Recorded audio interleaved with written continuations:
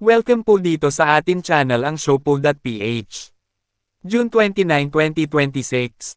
Mula sa official Facebook page ng News Ngayon.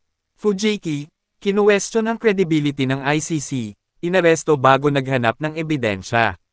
Matinding batikos ang pinakawalan ni Shunichi Fujiki, Managing Director ng International Career Support Association, ICSA, laban sa International Criminal Court, ICC, kaugnay ng patuloy na pagkakadetine ni dating Pangulong Rodrigo Duterte. Ayon kay Fujiki, nawawala na umano ang kredibilidad ng ICC dahil sa paraan ng paghawak nito sa kaso ng dating Pangulo. The ICC continues to put on a show of productivity, driven purely by financial incentives.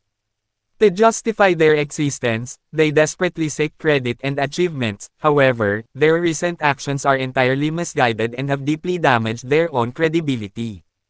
Iginiit din niya na hindi umano katanggap-tanggap ang matagal na pagkakadetine ni Duterte habang nagpapatuloy ang proseso ng kaso.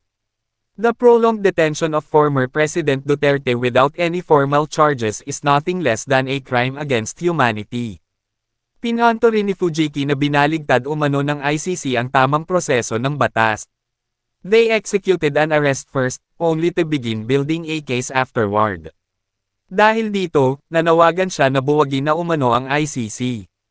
This institution must be dissolved immediately. I stand here to denounce a grave injustice. Rodrigo Duterte, 80 years old, former president of the Philippines, who bravely fought illegal drugs to protect millions, has been unlawfully removed from the homeland and held in the prolonged trial detention by the ICC in The Hague.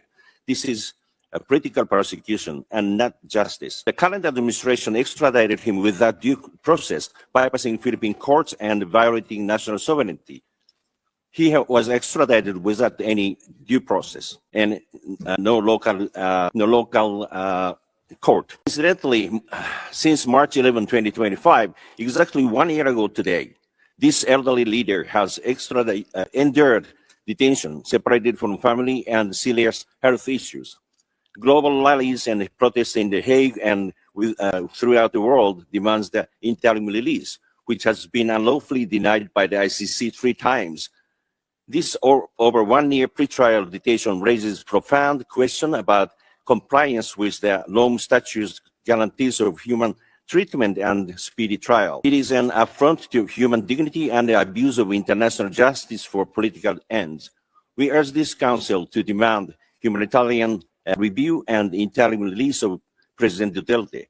Justice must be fair, not a weapon against the people. The majority of the Filipino voice will not be silenced and depressed.